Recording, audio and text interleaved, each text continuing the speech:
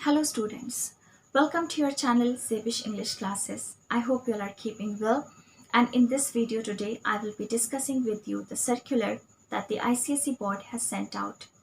This circular is related to the computation of the marks for those subjects whose examinations were suspended due to the pandemic. So let us get started.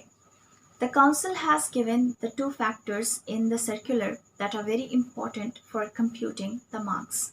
These are as follows. जो पहला factor है वो ये है कि जो भी एक स्टूडेंट ने एग्ज़ाम्स दिए हैं, सपोज़ 6 सब्जेक्ट्स के एग्ज़ाम्स हो चुके थे, तो उसमें से एक स्टूडेंट को जिन भी 3 सब्जेक्ट्स में बेस्ट मार्क्स मिला होगा वो 3 सब्जेक्ट्स उसके अलग कर दिए जाएंगे. फॉर एग्ज़ाम्पल, अगर एक स्टूडेंट को उसने 6 एग्ज़ाम्स दिए थे, English 1, English 2, history, civics, maths, physics and chemistry.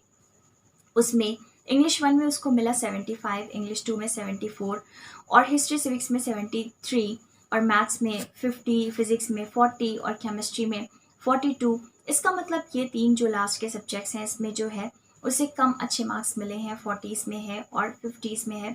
But जो बेस्ट मार्क्स मिला है उसे वो इंग्लिश 1, इंग्लिश 2 और हिस्ट्री सिविक्स में है.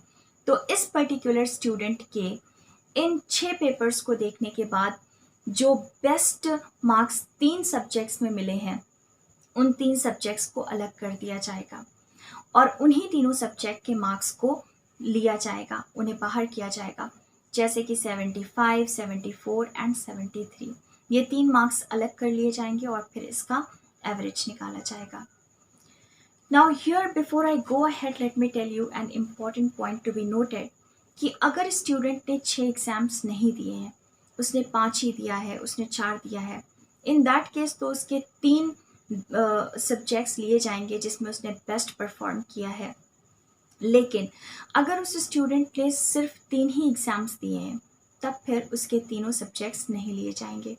उन 3 में से जो बेस्ट 2 है वो लिया जाएगा. और अगर उसने 3 की बजाय 2 ही दिया था तो अब बेस्ट 2 भी नहीं ले सकते. अब उन 2 एग्ज़ाम्स में से जिसमें उसका बेटर परफॉर्मेंस है वो बेटर मार्क्स वाला सब्जेक्ट लिया जाएगा, बेटर मार्क्स लिए जाएंगे. इन केस उस स्टूडेंट ने सिर्फ एक ही पेपर दिया है तो फिर वो एक पेपर ही कंसीडर किया जाएगा. सो लेट अस सपोज कि एक स्टूडेंट ने 6 एग्ज़ाम्स दिए थे. उन 6 एग्ज़ाम्स में से हम इजीली 3 सब्जेक्ट्स के मार्क्स को लेंगे जिन 3 सब्जेक्ट्स में स्टूडेंट ने बेस्ट मार्क्स स्कोर किया है. सो यहाँ पर हम एज एन एग्जाम्पल लेते हैं PQRST. तो अगर एक स्टूडेंट को P को सब्जेक्ट मान लेते हैं, Q को सब्जेक्ट, R को सब्जेक्ट, तो P में उसको मिला है 66 आउट ऑफ 80, Q में 68 आउट ऑफ 80, R में 70 आउट ऑफ 80, S में 40 आउट ऑफ 80, T में 42 आउट ऑफ 80. तो इस तरह से हम देख रहे हैं कि ये जो स्टूडेंट है उसे S में और T में बहुत कम मार्क्स मिले हैं और क्योंकि उसने 5 सब्जेक्ट के एग्ज़ाम्स दिए हैं तो इसमें से हमें बेस्ट 3 निकालना है. तो बेस्ट 3 है PQR, दैट मीन्स 66, 68 और 70. तो हम इन बेस्ट 3 सब्जेक्ट के मार्क्स को निकालेंगे जिसमें उसे बेस्ट मार्क्स मिला है और उसे ऐड करेंगे, 3 से डिवाइड करेंगे, दैट मीन्स हम उसका एवरेज निकालेंगे. तो ये जो हमने बेस्ट 3 मार्क्स निकाले हैं 3 सब्जेक्ट्स के उसका हम एवरेज निकालेंगे. तो एवरेज निकालने के लिए तीनों को ऐड करेंगे और 3 से डिवाइड कर देंगे. तो तीनों को ऐड करने पे आएगा 204 और 3 से डिवाइड करके आ जाएगा 68. अब ये जो 68 आया है ये आउट ऑफ 80 आया है. तो अब हम इसे परसेंटेज में चेंज करेंगे 100 से मल्टीप्लाई करके, क्योंकि according to the council it must be changed into percentage. तो 68 अपॉन 80 इंटू 100 हो जाएगा 85%. अब ये जो 85% आया है ये A की वैल्यू मानी जाएगी. इसे हम नाम दे देते हैं A, क्योंकि this is the first factor that the council has taken into consideration. तो इस फैक्टर को हमने A नाम दे दिया. A is equal to 85%. अब हम दूसरा फैक्टर देखते हैं जो काउंसिल ने कंसीडर किया है कंप्यूटेशन के लिए मार्क्स के. तो दूसरा फैक्टर है जिस भी पर्टिकुलर सब्जेक्ट का काउंसिल मार्क्स कंप्यूट कर रहा होगा उस पर्टिकुलर सब्जेक्ट के इंटरनल असेसमेंट के स्कोर को वो कंसीडर करेगा. फॉर एग्जाम्पल हम यहाँ पर ज्योग्राफी के मार्क्स को कंप्यूट करते हैं। तो ज्योग्राफी के मार्क्स को कंप्यूट कर रहे हैं तो हम देखेंगे कि ज्योग्राफी में इंटरनल असेसमेंट में स्टूडेंट को कितने मार्क्स मिले हैं। अब यहाँ पर एक इम्पॉर्टेंट पॉइंट ये भी है कि कुछ सब्जेक्ट्स में इंटरनल असेसमेंट 20 मार्क्स का होता है और कुछ सब्जेक्ट्स के केस में इंटरनल असेसमेंट 100 मार्क्स का होता है। For example computer application, physical education, commercial application etc. These are those subjects जिनका एक्सटर्नल एग्जाम भी 100 मार्क्स का होता है और उनका इंटरनल असेसमेंट भी 100 मार्क्स का होता है। तो ये पूरा पेपर ओवरऑल 200 मार्क्स का होता है, जिसे हम बाद में एवरेज निकालकर 100 मार्क्स में कन्वर्ट कर देते हैं। तो यहाँ पर हम अभी उन सब्जेक्ट्स को कैलकुलेट कर रहे हैं जिनका इंटरनल असेसमेंट 20 मार्क्स का होता है। तो let us take this example कि ज्योग्राफी हम लेकर चल रहे हैं और ज्योग्राफी में इंटरनल असेसमेंट 20 मार्क्स का होता है। तो लेट अस अज्यूम कि स्टूडेंट को 20 में से 19 मिला है, just because in general schools give very good marks in internal assessment. तो 19 marks has been scored by a student out of 20. अब ये जो 19 आया है ये आउट ऑफ 20 है, तो हम इसे परसेंटेज में चेंज करेंगे इंटू 100 करके, तो ये आ जाएगा 19/20 into 100 is equal to 95%।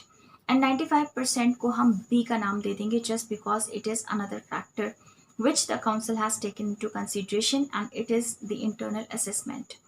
So B is equal to 95%. अब यहाँ पर एक इम्पॉर्टेंट पॉइंट ये है कि जो एक्सटर्नल असेसमेंट के मार्क्स हैं उनको काउंसिल ने 70% का वेटेज दिया है और जो इंटरनल असेसमेंट के मार्क्स हैं उनको काउंसिल ने 30% का वेटेज दिया है। तो एक्सटर्नल असेसमेंट में 85% आया था, तो इसका हम 70% निकालेंगे। 70% का मतलब है 70/100 इंटू 85। 70/100 मीन्स 0.7, तो A हो जाएगा 0.7 into 85 which comes out to be 59.5। Then B क्योंकि इंटरनल असेसमेंट है तो उसको 30% का वेटेज मिला है, तो वो हो जाएगा 0.3 इंटू 95 आया था, तो 0.3 into 95 which comes out to be 28.5। अब जो A आया है 59.5 और जो B आया है 28.5, हम इन दोनों को ऐड करेंगे और इन्हें ऐड करने पर हमें मिलता है 88। अब ये 88 मार्क्स आउट ऑफ 80 तो हो नहीं सकता क्योंकि 88 तो 80 से ज़्यादा ही है, तो अब 88 का हम 80% निकालेंगे ताकि हमें वो मार्क्स मिल जाएं जो आउट ऑफ 80 होने चाहिए। तो 88 इंटू 0.8 करेंगे तो हमें मिल जाएगा 70.4, जो कि 80 में से मार्क्स मिलने चाहिए। अब इस 70.4 में हम इंटरनल असेसमेंट के मार्क्स को ऐड करेंगे which is 19, then 70.4 plus 19 comes out to be 89.4 and 89.4 is the marks that should be obtained by a student in geography according to the council as per our assumption. Then we come on to those subjects जिनका external assessment भी 100 marks का होता है और internal assessment भी 100 marks का होता है। तो उसमें भी हम जब कैलकुलेट करेंगे तो हमारा पहला फैक्टर होगा ए फैक्टर, जो होगा जो ए है उसमें हम सबसे पहले जो भी स्टूडेंट ने सब्जेक्ट के एग्ज़ाम्स दिए हैं, if it is more than 3, 4, 5 may be, तो उसमें से जो बेस्ट 3 मार्क्स हैं, जिन सब्जेक्ट्स में उसने बेस्ट मार्क्स स्कोर किया है, जिन 3 सब्जेक्ट्स में, तो हम वो 3 सब्जेक्ट्स निकालेंगे जिसमें स्टूडेंट को बेस्ट मार्क्स मिला है, उसको हम ऐड करेंगे, 3 से डिवाइड करेंगे, इस तरह से हमारा एवरेज निकल आएगा। एवरेज जो निकलेगा वो आउट ऑफ 80 होगा, तो हम उसे परसेंटेज में चेंज करेंगे इंटू 100 करके और फिर हमें मिल जाएगा 87.5, right, according to this example which I have taken here. Like I had considered कि हमारा एवरेज आया 70 विच इज़ आउट ऑफ 80, तो अब हम जब इसे परसेंटेज में चेंज करेंगे तो 70/80 into 100 and it comes out to be 87.5, तो ये हमारा ए आ गया। अब हम आ जाते हैं इंटरनल असेसमेंट वाले पार्ट पे। तो क्योंकि यहाँ पर हम उन सब्जेक्ट्स का कैलकुलेशन कर रहे हैं जिसका इंटरनल असेसमेंट भी 100 मार्क्स का होता है, तो लेट अस अज्यूम कि स्टूडेंट को यहाँ पर 100 में से 100 मिला है। तो 100 में से 100 मिला है, इसका मतलब B इज़ इक्वल टू हो जाएगा 100/100। एंड क्योंकि हमें इसको परसेंटेज में चेंज करने की ज़रूरत ही नहीं, ये ऑलरेडी परसेंटेज में है, but still for the sake of calculation अगर हम इंटू 100 कर भी देते हैं तो 100 कट जाएगा, 1 बचेगा, 100 इंटू 1 इज इक्वल टू 100%। ये हमारा बी आ गया। अब हम जैसे कि इससे पहले भी वी हैड डिस्कस्ड कि इन केस ऑफ ए और द फर्स्ट फैक्टर और द एक्सटर्नल असेसमेंट को काउंसिल ने 70% का वेटेज दिया है और इंटरनल असेसमेंट को 30% का वेटेज दिया है। तो यहाँ पर एक्सटर्नल असेसमेंट जो हमारा आया था वो 87.5 था, तो उसको हम 0.7 से मल्टीप्लाई करेंगे which comes out to be 61.25। और जो हमारा बी है दैट मीन्स इंटरनल असेसमेंट जो कि 100 आया है उसे हम 30% का वेटेज देंगे अकॉर्डिंग टू द काउंसिल, और इसलिए उसे 0.3 से मल्टीप्लाई करेंगे and which comes out to be 30। So now A is 61.25 and B is 30। अब इस ए और बी को हम ऐड कर देंगे तो हमारा आ जाएगा 91.25। अब ये जो 91.25 आया है इसका हमें परसेंट निकालने की ज़रूरत नहीं है क्योंकि ये आउट ऑफ 100 ही है, लेकिन फिर भी अगर for the sake of calculation हम परसेंट निकालेंगे तो ये हो जाना चाहिए 91.25 अपॉन 100 इंटू 100। तो ये आउट ऑफ 100 था, जब हमने इंटू 100 किया तो 100 कट गया और 1 बचा, तो ये हो जाएगा 91.25 इंटू 1 इज इक्वल टू 91.25। अब इसमें हम इंटरनल असेसमेंट के मार्क्स को ऐड करेंगे, और क्योंकि इसमें इंटरनल असेसमेंट में भी 100 मार्क्स का था और हमने अज्यूम किया था कि स्टूडेंट को टोटल 100 में से 100 ही मिला है, तो 91.25 प्लस 100 कर देंगे हम। और जब हमने प्लस 100 किया तो here we will get to see कि ये जो मार्क्स आएगा ये आउट ऑफ 200 हो जाएगा, जबकि रिजल्ट में 200 में से मार्क्स नहीं शो होता है, 100 में से होता है। तो 91.25 प्लस 100 जो हमारा मार्क्स आया वो आउट ऑफ 200 है, तो उसे 100 में कन्वर्ट करने के लिए हम उसका एवरेज निकालेंगे, उसे 2 से डिवाइड कर देंगे। जब उसे 2 से डिवाइड करेंगे तो 91.25 plus 100 divided by 2 we will get 95.63. So 95.63 is the marks that should be obtained by the student in a subject like computer application or commercial application or something like that. So I hope you understood this. If you have really understood, then please share it with your friends too so that it can help them as well. And all the best for your results. Thank you so much for watching.